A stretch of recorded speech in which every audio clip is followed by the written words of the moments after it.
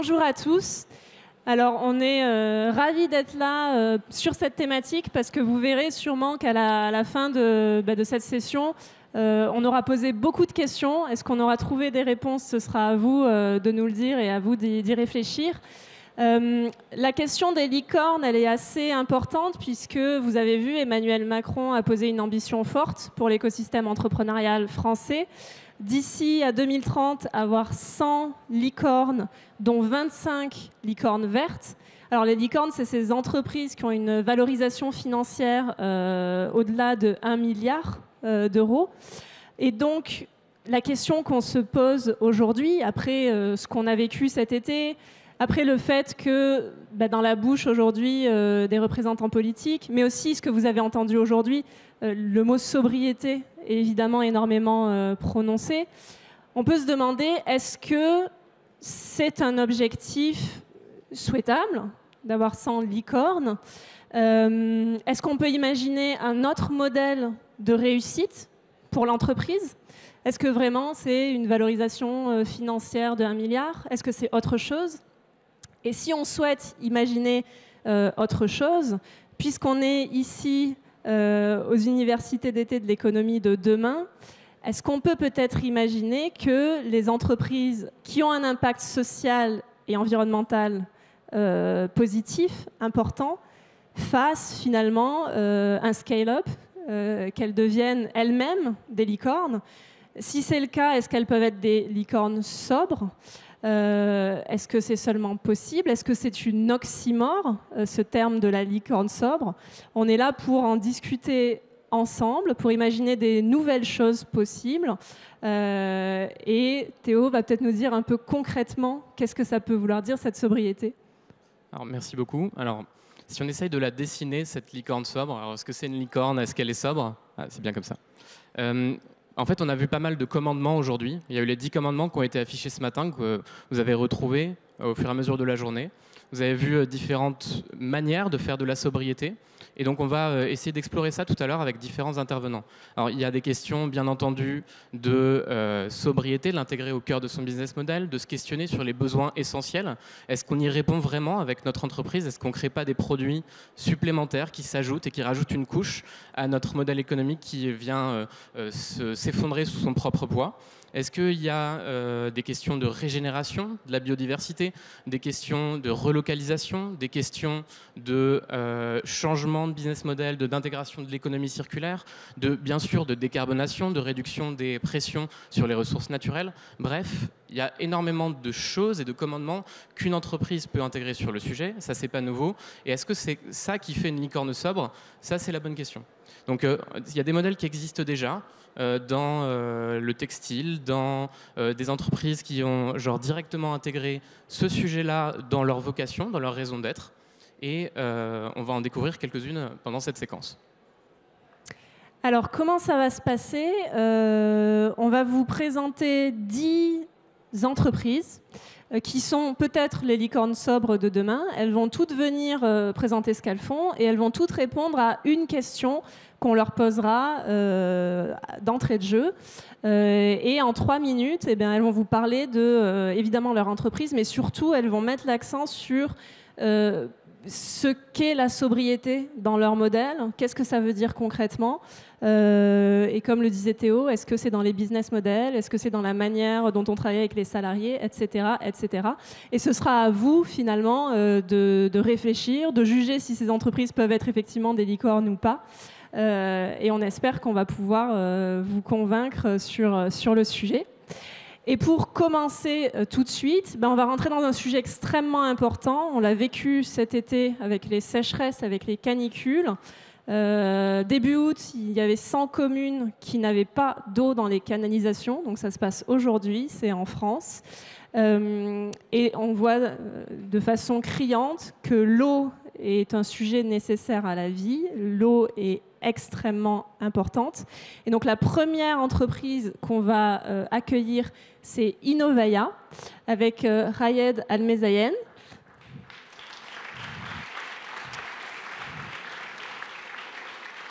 Et je vais te demander évidemment de présenter ton entreprise et de répondre aussi à la question. Alors vous êtes une entreprise spécifique puisque vous avez un double statut. Vous êtes une JEI, donc jeune entreprise innovante, mais aussi vous avez le statut ESUS. Et donc moi ce qui m'intéresse par rapport à votre projet, c'est aujourd'hui en ayant ces deux statuts-là, est-ce que vous pouvez nous dire qu'est-ce qui pourrait vous soutenir pour demain être encore plus sobre ou pour grandir encore ce développement de licorne? Et qu'est-ce qu'il faudrait changer finalement dans les mécanismes de soutien et d'aide publique? Bonjour à tous, merci beaucoup Mélanie. Donc, je suis Khaled Almezayen, je suis cofondateur d'Innovaya. J'ai cofondé Innovaya avec mes deux acolytes il y a un peu plus de 5 ans maintenant. Innovaya, c'est une entreprise spécialisée dans le traitement de l'eau. Et comme l'a dit Mélanie, on est une jeune entreprise innovante, mais également une entreprise solidaire d'utilité sociale. Donc on est la seule en France à avoir les deux statuts. Qu'est-ce qu'on fait? En fait, on va développer des solutions de traitement en fonction du besoin, en fonction de la problématique. Donc on va peut-être avoir une problématique de potabilisation, on va avoir une zone isolée ou difficile d'accès qui a besoin d'avoir de l'eau potable, ou alors on va avoir un industriel qui a besoin de recycler ses eaux et donc réduire son impact. Donc notre mission, c'est préserver la ressource en traitant les eaux pour la rendre accessible à tous. Comme je vous l'ai dit, on est ESUS et JEI, et donc la sobriété, elle est au cœur de notre mission dès le départ, tout autant sur la partie développement du produit, parce que nous sommes spécialistes de la membrane, donc on ne va pas utiliser de consommables ou très peu de consommables, et puis on va essayer de rendre nos produits les plus durables possibles pour nos clients. Tout autant aussi au niveau de nos services. Donc, on accompagne les industriels notamment à réduire leur consommation. Donc, c'est un petit peu, on nous dit souvent qu'on se tire une balle dans le pied concrètement, parce que du coup, on doit faire des plus petites machines de traitement. Et puis également, nous essayons au sein de notre équipe d'avoir le moins de disparités. Donc la sobriété passe aussi par tout ce qui est encadrement de nos salariés, de leur salaire, et puis de la façon dont on consomme au sein de notre entreprise. Donc pour répondre à ta question, Mélanie, très, très simplement, donc aujourd'hui, je pense qu'il y a vraiment 2 axes d'amélioration pour nous aider, parce qu'aujourd'hui, vraiment, le statut de jeune entreprise innovante nous aide d'un point de vue fiscal, c'est très intéressant. Mais le statut ESUS, pour l'instant, ne nous a pas servi à grand-chose, si ce n'est que c'est dans nos statuts déjà, et on n'a pas changé nos statuts pour avoir l'agrément. On l'a eu parce que nos statuts nous le permettaient. Et je trouve ça dommage, parce que c'est un super outil et qui n'est pas assez mis en avant. Donc du coup, ça nous limite au niveau des financements. Aujourd'hui, on a effectivement réussi une levée de fonds et qui est en grande partie grâce à la plateforme Lita. Donc, on avait un objectif de 500 000 € et on a levé 700 000 €. Donc, merci à Lita. Et heureusement que cette plateforme existe, parce que sinon, on n'aurait jamais pu finaliser notre levée. Et ça, c'est un petit peu dommage, parce que je connais énormément de projets qui ont beaucoup de mal à avoir un accès à un financement, notamment en série A et série B. Et puis l'autre sujet, c'est vraiment comment on définit les aides publiques. Aujourd'hui, nous, on a aussi été lauréat de l'ADEME. Et ce que je trouve vraiment dommage, c'est que plutôt que de nous donner des subventions ou de nous donner des aides sporadiques, ce qui aurait été beaucoup plus pertinent à mon sens, c'est d'avoir de la commande publique derrière, parce que ça aurait vraiment aidé à notre valorisation. Il y a un vrai manque de culture sur la valorisation aussi aujourd'hui en France. Donc voilà, et puis également, ça aurait pu nous permettre d'avoir des références supplémentaires. Donc je pense que c'est vraiment ces 2 sujets-là qu'il faut approfondir. Merci beaucoup. Merci. Alors, on va rester dans le domaine de l'eau avec Castali. Vous avez tous déjà sûrement bu Castali. C'est d'ailleurs ce qu'on retrouve sur le côté pour boire un petit peu d'eau. Depuis 2011, c'est 4000 fontaines à eau qui sont installées pour éviter l'utilisation de bouteilles en plastique. Mais tu vas nous raconter ça. Et Castali ne souhaite pas avoir un développement complètement débridé. Et c'est de porter un business model qui se veut au service de la sobriété. Donc on accueille Thibault Lamarque qui va nous raconter Castali et comment et comment la sobriété s'incarne dans le fonctionnement de ton entreprise. Alors, à l'heure du déjeuner, là, j'ai croisé 2 dinosaures de l'impact, David de chez Recyclivre et Olivier de chez Microdon, que je ne devrais pas citer. Et tous les deux me rappelaient qu'avant le Covid, être sobre en soirée, c'était ne pas boire de l'eau. Enfin, c'était boire de l'eau, pardon. Ça m'arrivait pas souvent. Depuis quelques mois, le mot sobriété est sur toutes les lèvres. C'est d'ailleurs le thème des universités cette année. Voilà une très bonne chose. Pierre Rabhi, le premier, avait posé les enjeux d'une sobriété heureuse dans son livre paru en 2010. Mais la sobriété n'était pas encore un enjeu de société.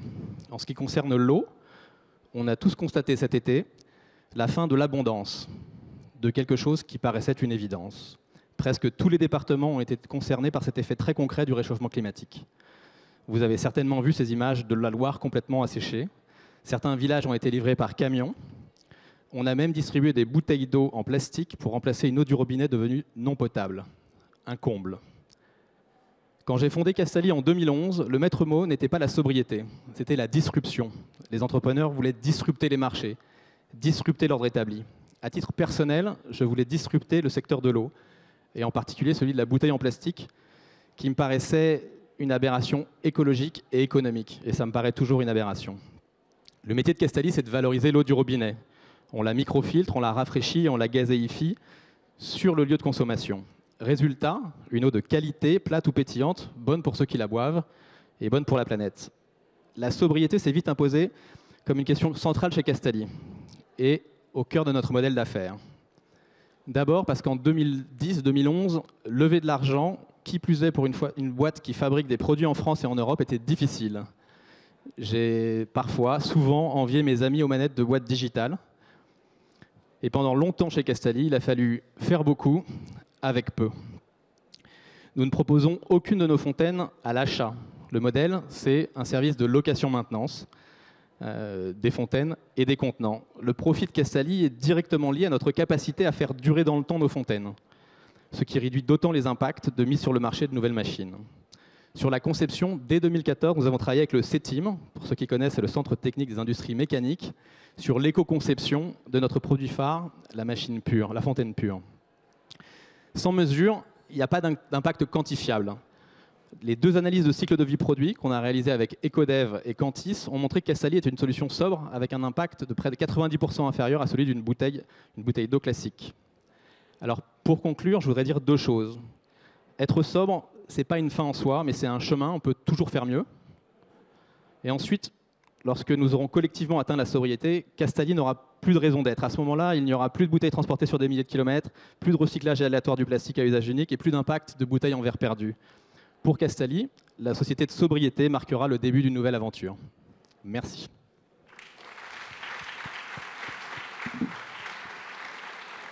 Merci beaucoup. Alors on l'a vu, en fait la sobriété, l'une des composantes majeures, c'est d'augmenter la durée de vie des produits.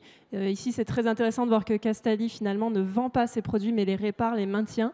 Et pour aller encore plus loin dans ce sujet-là, je vais inviter Guy Pézacu de Murphy.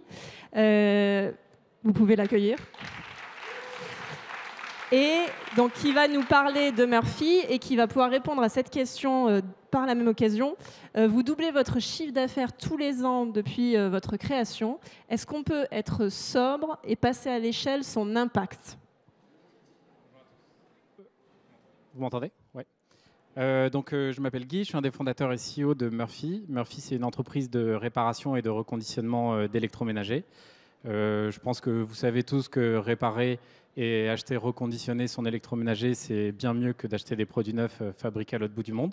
Donc évidemment, quand on double notre chiffre d'affaires tous les ans, on double notre impact annuel tous les ans.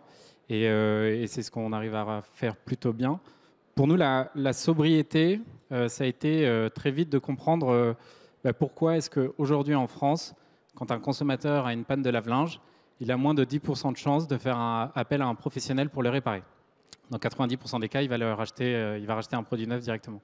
En fait, ça ne veut pas dire qu'il se dit c'est plus intéressant d'aller extraire de la matière en Afrique, de la déplacer en Asie où elle va être transformée, assemblé en Turquie, transporté par porte-conteneurs. Il y a 2 gars qui vont livrer le lave-linge, récupérer l'ancien. Tout ça, c'est financé par des éco-organismes, de l'écotaxe. Et en fait, il ne se dit pas tout ça. Il se dit, ça a l'air tellement plus facile, c'est beaucoup plus simple d'acheter neuf que de faire appel à un réparateur. Et donc, c'est à ce problème-là qu'on s'est adressé pour essayer de faire de notre activité un élément qui va permettre aux gens de consommer plus sobrement. On a identifié 3 énormes problèmes. Le premier, c'est que les acteurs qui dominent le monde de l'électroménager, ce sont les fabricants et les distributeurs.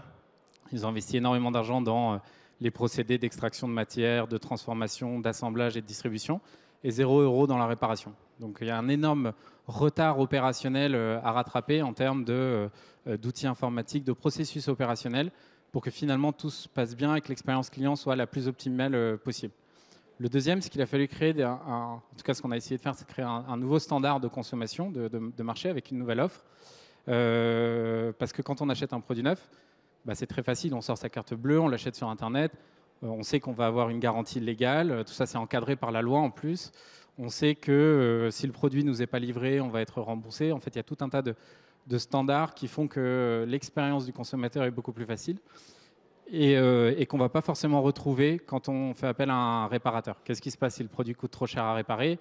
Qu'est-ce qui se passe si les pièces détachées ne sont pas disponibles? Qu'est-ce qui se passe si le produit est juste pas réparable? Et en fait, tout ça, c'est des éléments qui viennent apporter de la frustration aux consommateurs, donc il a fallu qu'on les adresse. Et le dernier sujet, c'est évidemment celui de la formation. Aujourd'hui, on a 3000 techniciens en France. Si on veut qu'à chaque fois qu'il y a un produit qui est jeté aujourd'hui, il y a un technicien soit qui intervienne à domicile pour le réparer, soit qui essaie de le reconditionner en atelier, il faudrait former 25 000 techniciens. Donc notre capacité de formation en France, elle est de l'ordre de 500 techniciens par an. Donc au-delà de ne pas avoir suffisamment de techniciens, on n'a même pas assez de capacité de formation. En fait, ça fait 30 ans qu'on explique à nos jeunes que le progrès, c'est d'acheter des produits pas chers fabriqués en Asie, et ils ont arrêté de se former à ces métiers-là, et les organismes de formation ont fermé. Donc, il y a énormément de retard à rattraper. Nous, on a créé notre propre organisme de formation. On salarie l'ensemble de nos techniciens. Aujourd'hui, on est 250 personnes dans l'entreprise, tous en CDI. On arrive à leur donner des perspectives de développement individuel dans le long terme. Et c'est ce qui nous permet de doubler notre chiffre d'affaires et de doubler notre impact tous les ans. Merci beaucoup. Merci beaucoup. Donc, on vient de parler de bouteilles d'eau, on vient de parler d'électroménager. C'est des choses qu'on voit et qu'on arrive à palper dans notre quotidien. C'est une partie de nos impacts. Et il y a toute une partie de nos impacts qui sont peut-être un peu moins visibles, qu'on arrive un peu moins à sentir au quotidien. Donc on va montrer quelques exemples. Et pour ça, on va commencer par accueillir Léo Garnier de Rift. Bonjour. Bonjour Léo, est-ce que tu peux nous raconter Rift et aussi nous raconter, toi, ce qui te questionne quand on te parle de licorne sur le futur et les développements de ton entreprise? Oui, tout à fait. Je vais peut-être commencer par une petite anecdote.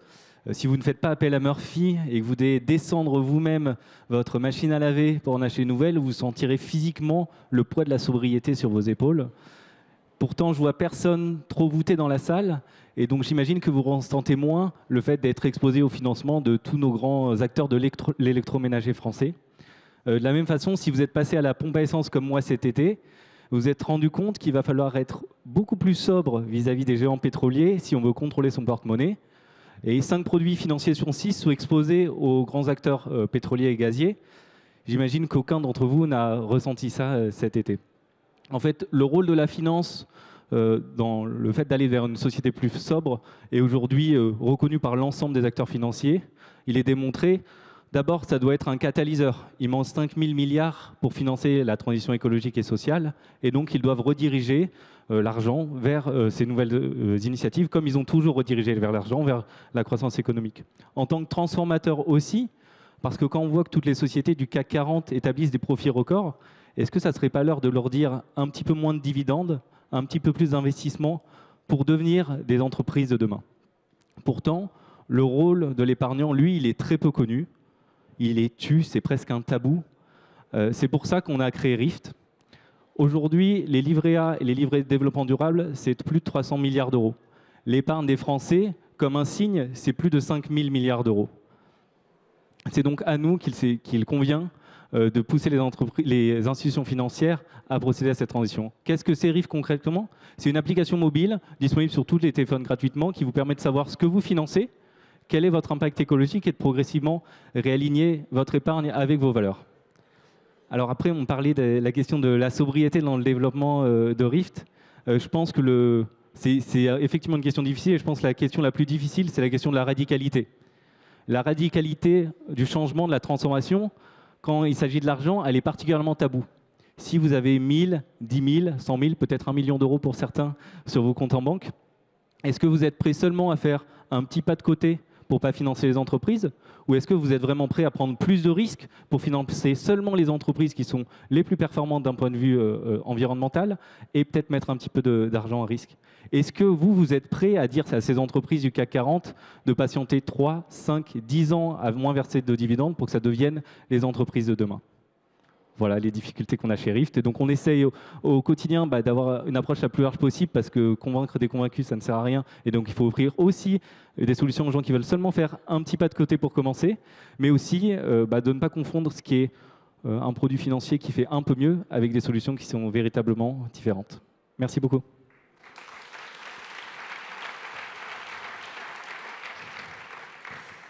Merci beaucoup. Alors, parmi nos impacts invisibles, on a évidemment l'impact numérique. On sait par exemple que la 4G consomme jusqu'à 3 fois plus d'énergie que le Wi-Fi ou la fibre. Et à l'heure où on parle énormément de sobriété énergétique, eh bien, je vais vous demander d'accueillir sur la scène Marion Greffly de Télécope pour nous parler de concrètement qu'est-ce que la sobriété énergétique. Et alors, tu vas pouvoir nous présenter Télécope, mais aussi répondre à cette question éminemment importante. Comment vendre et rendre sexy la sobriété au plus grand nombre? Oui, c'est une grosse question. Alors, je vais tenter une réponse de Télécope. Alors, moi, je m'appelle Marion Greffly et je suis l'une des cofondatrices de Télécope.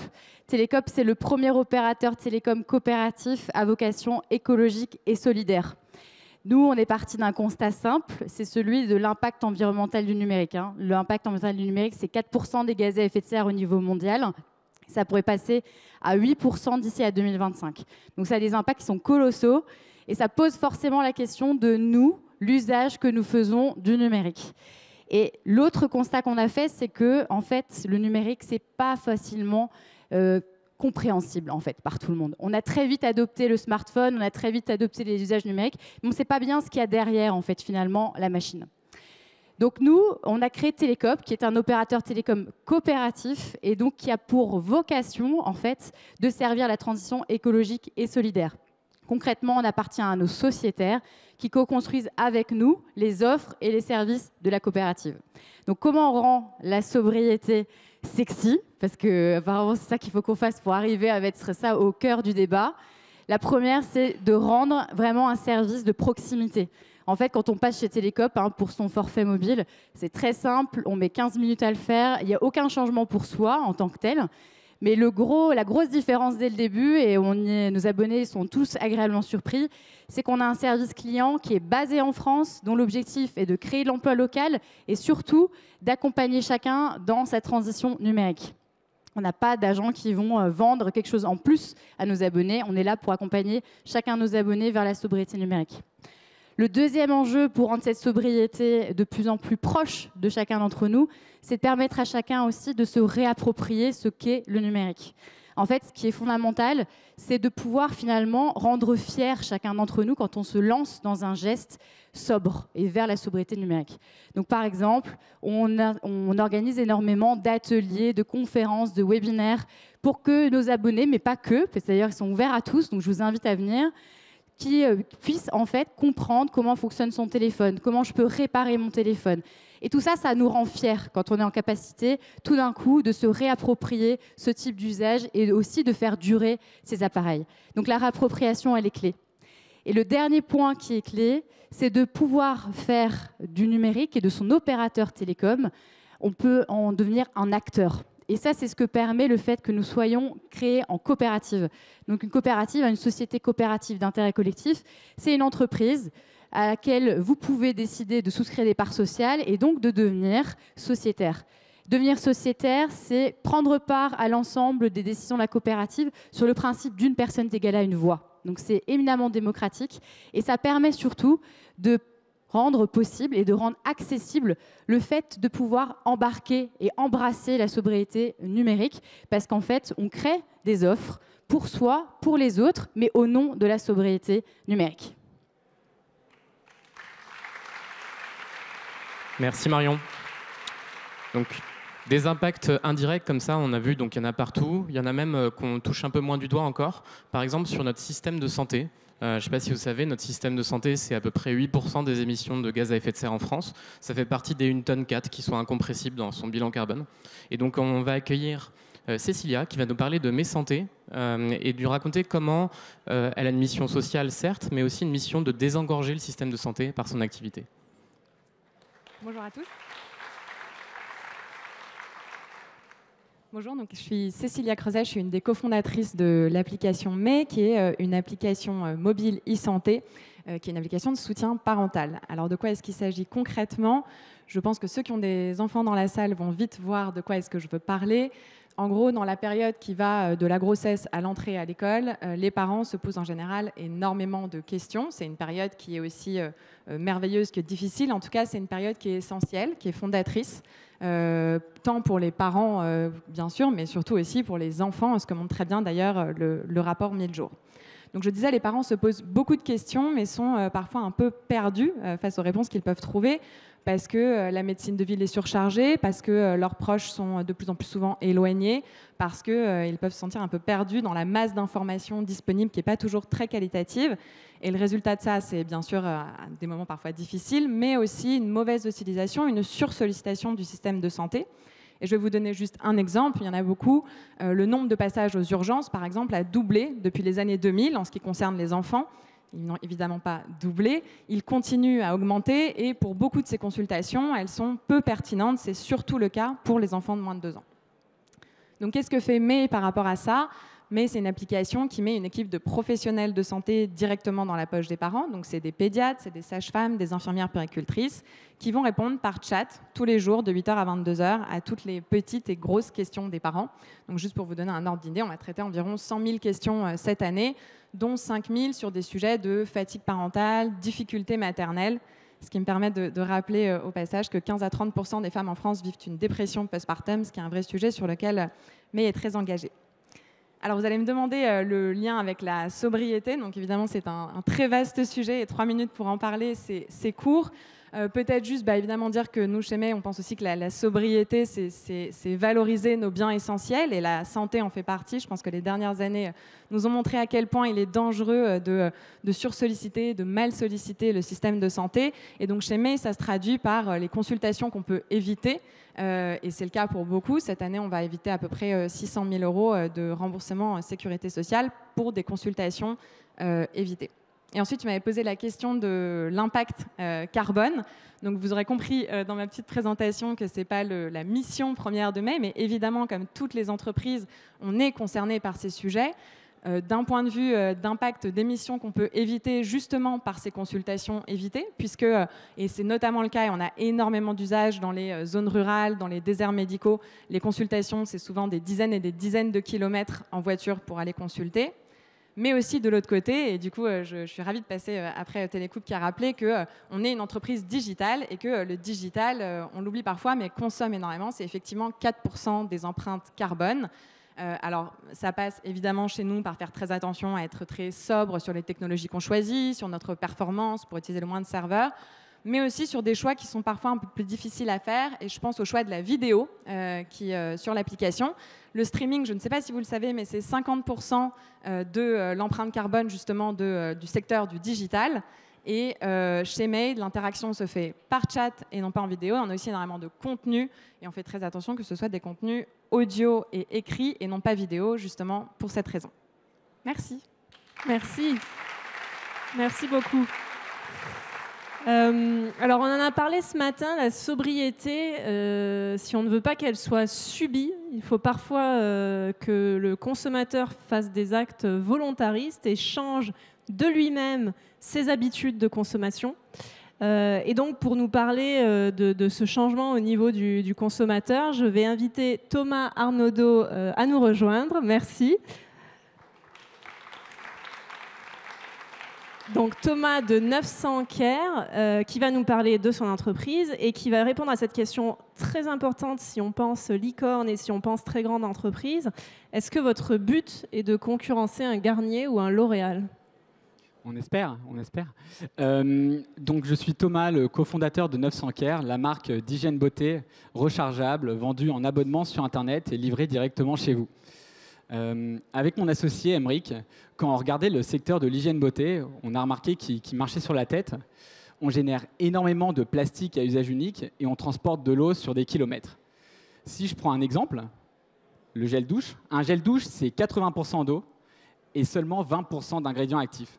Du coup, quand vous achetez un gel douche, vous achetez de l'eau que vous avez dans votre cuisine, dans votre salle de bain, et du plastique que vous allez jeter une fois que vous l'avez fini. Nous, qu'est-ce qu'on a fait? On a concentré tous les ingrédients actifs dans un petit bâtonnet. Ce bâtonnet, vous le mettez à l'intérieur, vous remplissez d'eau et ça fait votre gel douche pour un mois. Ça a deux gros bénéfices écologiques. Un, vous allez arrêter de jeter du plastique à chaque fois parce que vous allez le réutiliser avec votre bâtonnet et votre eau. Et deux, vous allez arrêter de transporter de l'eau sur des kilomètres. Sur le plastique, on évite 5,5 kg de déchets plastiques par foyer pour 4 personnes par an. Et sur le CO2, on émet 6 fois moins de CO2 qu'un produit classique, qu'un produit standard du marché. Cette gamme rechargeable, on l'a déclinée sur tous les produits de la salle de bain. Vous avez du dentifrice en pastille à croquer, vous avez du déodorant en stick à recharger, vous avez tous les produits de la salle de bain. Je vous invite à aller sur le site 900.care. Pour répondre à la question, est-ce qu'on va être le futur L'Oréal, le futur Yves Rocher, ces entreprises françaises, on en est encore un peu loin. Malgré tout, on cherche à devenir un leader européen. Et une des vertus de la boîte, c'est de devenir a green giant, donc un géant vert. Il y a deux aspects qui sont hyper importants pour nous. Déjà, c'est de devenir un géant, parce que si vous êtes vertueux et que vous vous adressez qu'à une petite partie de la population, bah finalement, vous n'avez pas d'impact. Et ce qui est hyper important aussi, c'est d'être vertueux, parce que si vous devenez un géant, si vous devenez une licorne, mais qu'en fait, vous n'êtes pas vertueux, ben en fait, ça n'a pas de sens. Et nous, c'est vraiment ces deux aspects, green et giant, qui sont hyper importants pour nous.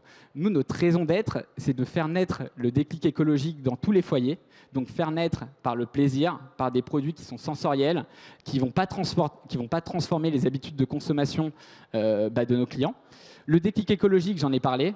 Éviter de générer des déchets plastiques, éviter de transporter de l'eau sur des kilomètres et donc d'émettre trop d'émissions de gaz à effet de serre. Et dans tous les foyers, c'est par des produits qui sont accessibles. Aujourd'hui, on est à 3,50. On s'approche des price points d'un petit Marseillais ou d'un Yves Rocher. On n'y est pas encore. C'est un secret, mais on ne fait pas encore les mêmes volumes que eux. Mais on espère, et en tout cas, c'est l'ambition qu'on se donne, c'est de faire partie potentiellement des futures licornes vertes de la France.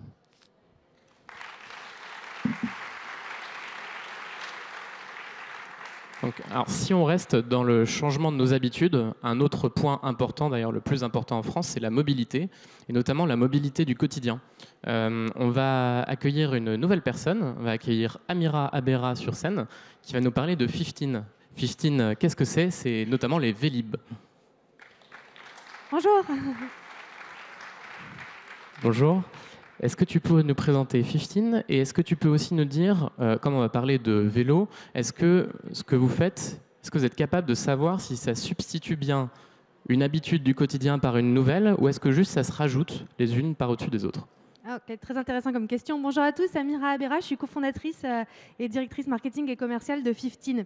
15, nous, on propose des solutions technologiques, donc en fait, vélo, station, logiciel aux collectivités pour qu'elles puissent mettre en place un service type Vélib. En fait, c'est gentil. Un service type Vélib, donc un service essentiellement de vélo électrique partagé à destination des usagers sur une commune ou une collectivité. Alors bon, je ne vais pas revenir sur enfoncer une porte ouverte. Oui, le vélo électrique, son ambition, c'est de remplacer un maximum la voiture. Et un trajet à vélo électrique, c'est 10 à 30 fois moins de CO2 qu'une voiture. Ça, on le sait. Mais est-ce que c'est vrai partout ? Si je m'installe dans les 4 premiers arrondissements parisiens, que je mets plein de vélos ou plein de trottinettes, concrètement, je vais surtout remplacer des trajets à pied ou des trajets en transport en commun. Donc, ce n'est pas là que je vais avoir le gain le plus important. La réelle révolution qu'on essaye de porter, c'est finalement d'aller porter le vélo sur les territoires périphériques, comme par exemple la banlieue, mais aussi sur les territoires semi-urbanisés, dans des villes comme nous on le fait à Épinal ou à Landerneau. Parce que finalement, c'est là-bas que la voiture représente encore 70 à 80% des déplacements, qu'on va réussir à convertir des gens et à leur dire « Ok, ta voiture, dans un cas sur deux, tu l'utilises tout seul pour un trajet de moins de 3 km, potentiellement, tu peux passer au vélo sur ce type de trajet. » Mais aussi, l'autre carte qu'on essaye de jouer, c'est le vélo, il ne faut pas l'envisager uniquement comme un mode de transport unique. Il faut l'imaginer comme un mode de transport qui peut être complémentaire du train. Par exemple, je vais à la gare pour prendre le train en vélo, je descends du train et je termine mon trajet en vélo. Et c'est dans ce sens que nous, par exemple, on va faire la première expérimentation en France de vélo en libre service à la sortie des gares de TER. Ce sera sur la ligne Royan-Angoulême l'année prochaine. Alors maintenant, si on parle de licorne, parce que finalement, c'est un peu ça le sujet. Alors, qu'est-ce que c'est une licorne ? Une licorne, c'est une entreprise qui vaut plus d'1 milliard de dollars. Donc, ça veut dire qu'il y a des investisseurs qui lui ont donné suffisamment d'argent pour que sa valo, elle dépasse les 1 milliard de dollars. Est-ce qu'aujourd'hui, l'argent va sur des projets qui sont sobres ? Ce n'est pas encore tout à fait le cas. Pourquoi ? Parce que la plupart du temps, les investisseurs, ils sont dans un horizon d'investissement à 8 ans. Et ce qui a de la valeur pour eux, c'est finalement est-ce qu'une entreprise va être capable de dégager du cash le plus rapidement possible. Nous, la valeur qu'on essaie de créer, c'est une population qui, parce qu'elle utilise le vélo, sera en meilleure santé. Moins de risque de diabète, moins de risque de développer des maladies cardiovasculaires, un air qui est plus respirable, moins de bruit dans les villes. Est-ce qu'on va arriver finalement, et c'est là que nos institutions rentrent en jeu, à valoriser une population en meilleure santé qui vit mieux, plus que ce qu'on valorise du cash à court terme aujourd'hui. Merci beaucoup.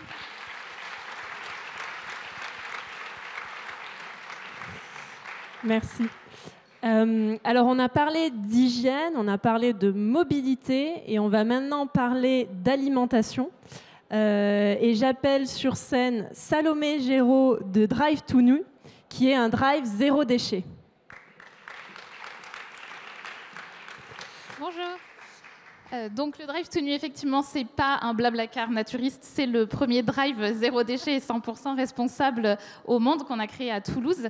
Donc ça part d'un constat qui est très simple, c'est qu'aujourd'hui, il y a tout plein de gens qui veulent consommer en zéro déchet, mais que l'expérience client, elle est hyper compliquée. Pourtant, les gens sont au courant des enjeux du plastique sur l'environnement, sur la santé, mais c'est aujourd'hui, pour un client, très compliqué. Quand on habite en périurbain, déjà, il y a très peu d'offres sur le zéro déchet.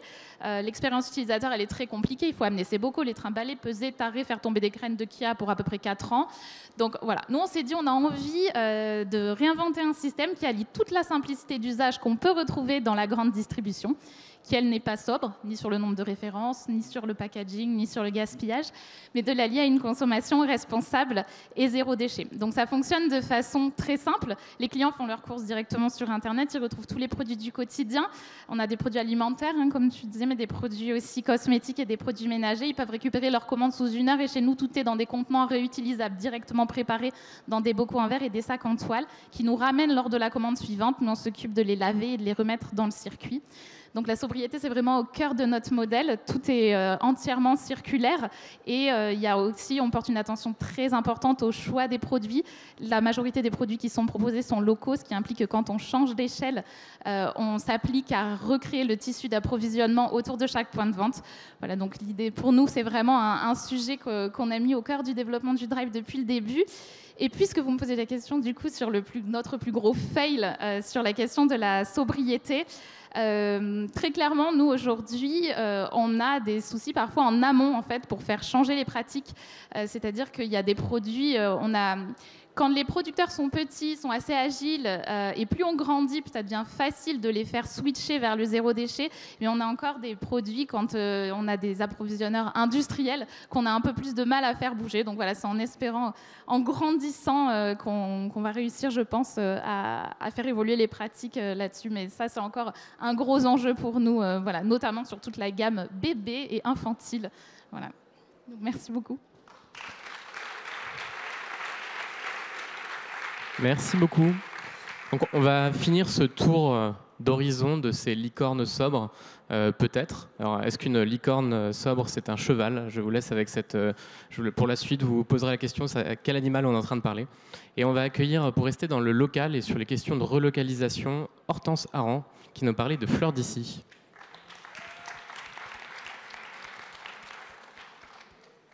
Bonjour à toutes, bonjour à tous. Donc moi je suis Hortense Aran, je suis la cofondatrice de We Trade Local, désolée pour l'anglicisme, et Fleurs d'ici. We Trade Local, c'est quoi? C'est une supply tech au service des circuits courts et de la relocalisation. Donc là, normalement, vu l'heure, personne n'a rien compris à ce que je viens de dire. Donc je vais essayer d'expliquer à travers la première marque qu'on a développée, qui s'appelle Fleurs d'ici. Fleurs d'ici, c'est la première marque de fleurs locales et de saison.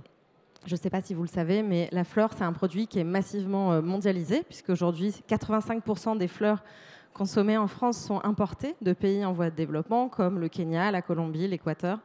Et juste 2 chiffres, un bouquet de 30 roses importées, c'est l'équivalent carbone d'un Paris-Londres en avion. Et on a perdu 90% des producteurs de fleurs en France dans les 40 dernières années. Donc il y a un vrai sujet sur ce produit-là.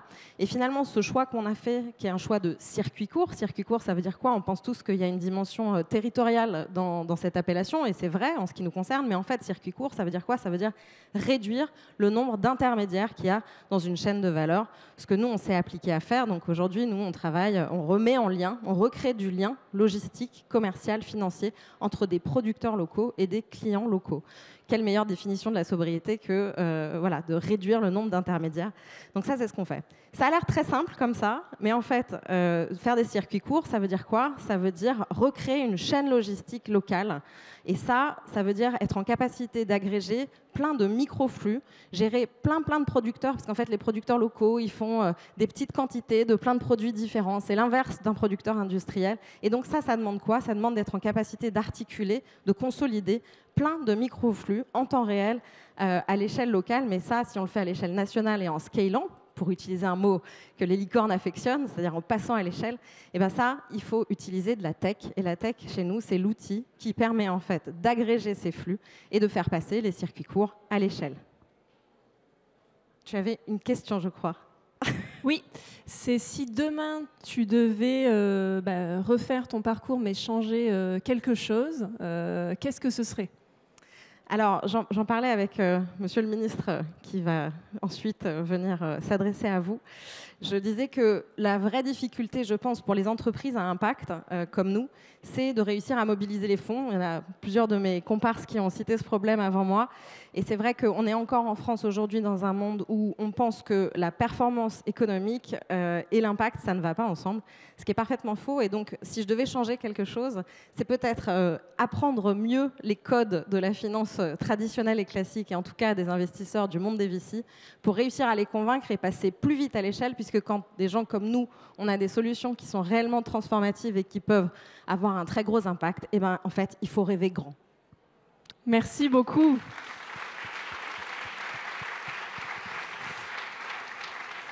Alors, merci à toutes ces entreprises, peut-être futures licornes sobres, ce sera à vous d'en décider.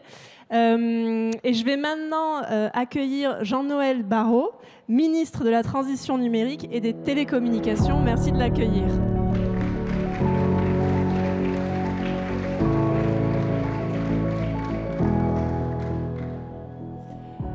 Alors déjà, merci beaucoup d'être avec nous aujourd'hui et de votre présence.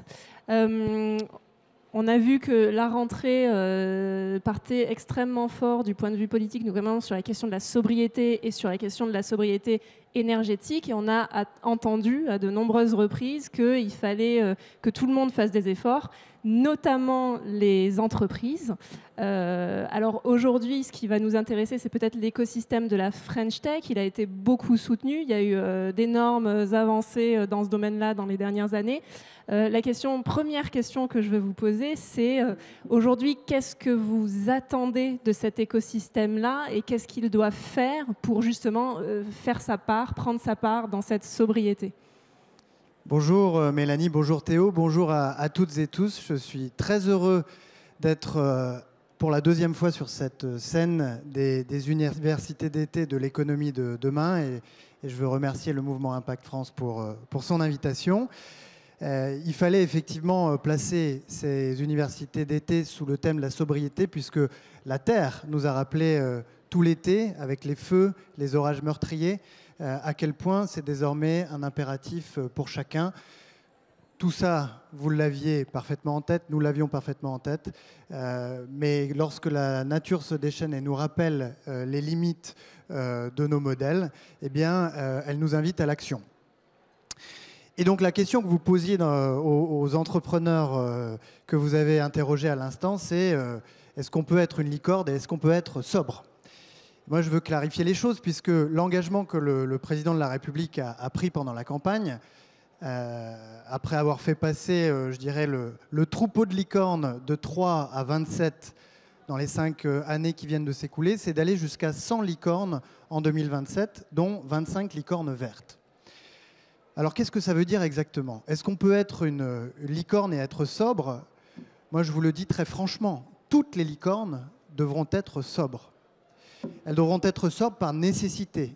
Ce que je viens de le rappeler, l'été qu'on vient de passer nous le rappelle, la situation internationale qui nous rappelle aussi la dépendance que nous avons sur les énergies fossiles nous le rappelle encore une fois, pour attirer des collaborateurs, pour conserver la confiance de ses clients, pour conserver la confiance de ses investisseurs qui vont bien réaliser à un moment ou à un autre que la question de la sobriété, c'est une question de soutenabilité, y compris de soutenabilité financière. C'est une question de risk management, s'il faut utiliser ce langage-là. Et donc, toutes devront être sobres si elles veulent être des licornes en réalité. Parce qu'elles ne réussiront pas à passer à l'échelle si elles n'arrivent pas à convaincre toutes leurs parties prenantes qu'elles sont sobres. Et puis, il y a les 25 licornes vertes, le vert des universités d'été que vous avez là. Et celles-ci, non seulement elles seront sobres, mais en plus, elles vont aider les autres à être sobres, voire même à être plus que sobres, c'est-à-dire à avoir une empreinte négative, à réduire l'empreinte carbone de leurs activités. Alors, est-ce que c'est possible? Est-ce que cet objectif-là est atteignable? Je ne sais pas si vous pensez comme moi, mais après ce qu'on vient d'entendre, je pense que rien n'est impossible. Parce que sur des sujets aussi divers que la maîtrise de nos ressources en eau, on a entendu Innovaya et Castalli qui, de toute évidence, ont des modèles qui vont se développer de plus en plus.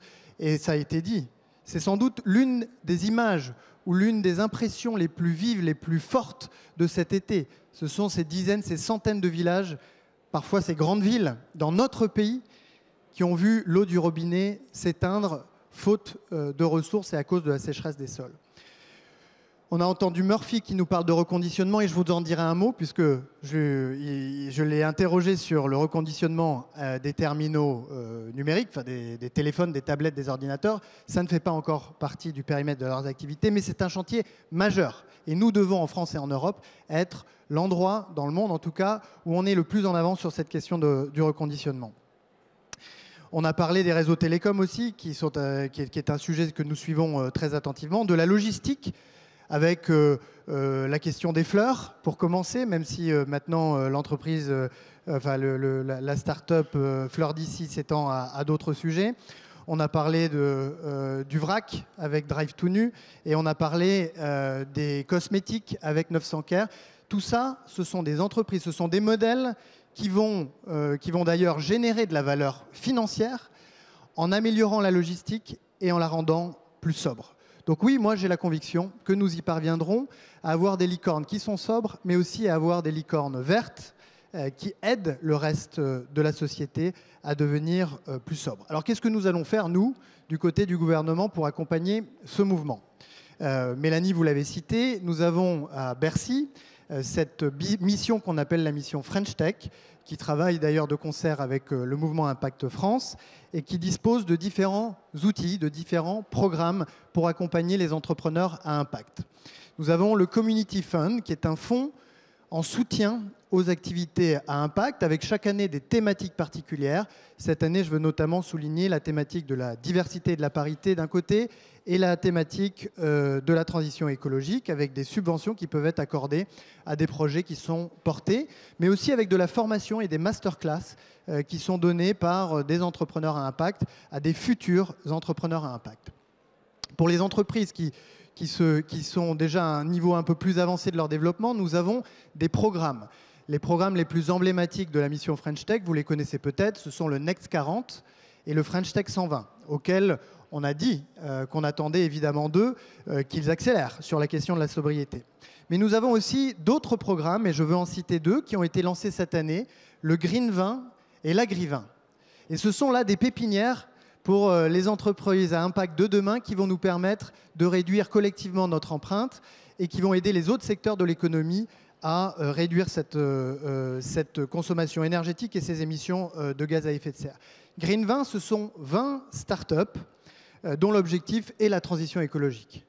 Agri 20, ce sont 22 startups, parce que le jury n'a pas réussi à s'arrêter à 20 et est allé jusqu'à 22, qui sont en train de révolutionner l'amont de la filière agritech, si l'on peut dire, pour trouver des manières de réduire la consommation énergétique et l'empreinte carbone de notre industrie agroalimentaire. Et je voudrais citer peut-être le parrain de cette promotion-là, qui n'en fait pas partie, mais qui a participé à la sélection, qui est Insect, dont vous savez combien il joue un rôle très important pour décarboner l'agriculture aujourd'hui. Donc des programmes dédiés à l'accompagnement aux entrepreneurs à impact. Et puis par ailleurs, puisque mon ministère il est concerné par la transition numérique et les télécommunications, nous allons engager une stratégie nationale impliquant tous les acteurs, et nous inviterons évidemment le mouvement Impact France et toutes les parties prenantes qui le souhaitent, à engager donc une feuille de route pour la sobriété numérique, puisque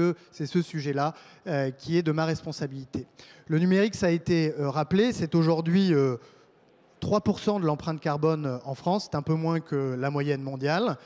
Mais c'est une empreinte carbone qui est appelée à progresser puisque les usages sont plutôt en augmentation, comme vous le savez. Cette empreinte de 3%, elle se décompose à 80% dans les terminaux, dans la fabrication notamment, parce que l'usage est une toute petite partie, la fabrication des téléphones et des tablettes. Et puis pour le reste, les 20% restants de cette empreinte de 3%, ce sont les data centers et c'est la consommation liée au réseau. Dans le très court terme, puisque nous avons un effort à faire d'ici cet hiver pour réduire notre consommation énergétique, j'ai déjà invité les acteurs du numérique, les acteurs des télécommunications à venir à Bercy pour discuter avant l'été, dès avant l'été, des mesures qu'ils peuvent prendre dans leurs entreprises quand ils n'en ont pas encore déjà prises pour réduire leur consommation énergétique. Nous allons les revoir dans les prochains jours avec deux objectifs cette fois-ci. Réduire la consommation énergétique à court terme, c'est-à-dire d'ici l'hiver prochain, mais aussi identifier des solutions qui peuvent être sur l'étagère, disponibles sur l'étagère pour les autres entreprises de l'économie, pour les administrations, de manière à ce qu'elles franchissent cette étape de moins 10% sur 2 ans, c'est l'objectif qu'on s'est donné avec le gouvernement, de réduction de la consommation énergétique. Et puis à moyen terme, ce groupe de travail, il va nous permettre non pas seulement de passer l'hiver, mais aussi d'aller beaucoup plus loin et d'atteindre nos objectifs de sobriété numérique, si l'on peut dire, en travaillant sur ces 3 grands sujets, à commencer par les terminaux, et ça sera ma priorité, c'est-à-dire la réduction ou l'augmentation plutôt de la durée de vie des terminaux, puisque ça représente, je le disais, 80% de l'empreinte. De regarder avec les data centers la manière dont nous pouvons éviter le gâchis d'énergie qu'ils peuvent représenter, et puis de travailler avec les réseaux de télécommunications. J'en ai fini. J'ai entendu dans les réflexions des entrepreneurs que nous avons entendu tout à l'heure 3 sujets. Le label ESUS, je suis prêt à en discuter avec vous si vous le souhaitez pour le rendre plus performant. L'un des principaux bienfaits du label ESUS, je le rappelle pour celles et ceux qui ne le savent pas, c'est que cela vous rend éligible au fonds ESUS, au fonds solidaire qu'on a mis dans les plans d'épargne retraite et qui, normalement, ont vocation à orienter l'épargne vers les entreprises solidaires d'utilité sociale. J'ai entendu parler de la commande publique et effectivement, il faut qu'on fasse mieux pour mettre le pied à l'étrier. C'est bien de donner des subventions, c'est bien de donner des financements, mais les références dans les premières années de la vie d'une entreprise, ça compte. Et puis s'agissant du financement plus généralement, vous savez qu'il y a un projet européen qui n'est pas très loin des priorités du mouvement Impact France, qui est celui du reporting extra-financier, qui va permettre d'aligner tout le monde, aligner toutes les parties prenantes, à commencer par les financiers qui très vite vont comprendre que les licornes, et toutes les licornes, doivent être des licornes sobres. Voilà ce que je voulais vous dire. Je vous remercie beaucoup pour votre attention. Merci beaucoup. On arrive sur la fin de notre session. Je vais vous poser une dernière question. Vous savez qu'aujourd'hui, on va sortir à la fin de ces universités d'été notre document cadre, un livrable sur qu'est-ce que c'est qu'être une entreprise sobre et quel type d'engagement on peut prendre. Et vous savez également que Tech for Good France est partie prenante du mouvement Impact France. Et donc, ma question, elle est très rapide. C'est est-ce qu'on peut compter sur vous pour travailler main dans la main avec vos services, et notamment sur cette charte de la sobriété qui va être travaillée dans vos services, pour venir apporter toute cette matière qui est créée aujourd'hui et vous proposer des solutions, des engagements à prendre et avancer comme ça. Absolument. Je pense que pour toutes les entreprises de France, et Dieu sait qu'il y en a 3 millions quand on compte très largement, franchir la première marche, qui est de réduire simplement, sans transformer son modèle, ses émissions de gaz à effet de serre et sa consommation énergétique, parfois c'est un casse-tête. Et donc nous avons besoin des orientations que vous pouvez leur donner, des conseils que vous pouvez leur donner, et vous pouvez compter sur nous au travers de cette task force dont j'ai parlé tout à l'heure, qui est là pour le long terme, mais qui dès les mois prochains va donner des orientations, et donner des indications, donner des conseils. Donc vous comptez sur moi pour diffuser les résultats de vos travaux, et je vous remercie d'y avoir consacré ces journées d'université d'été. Merci beaucoup.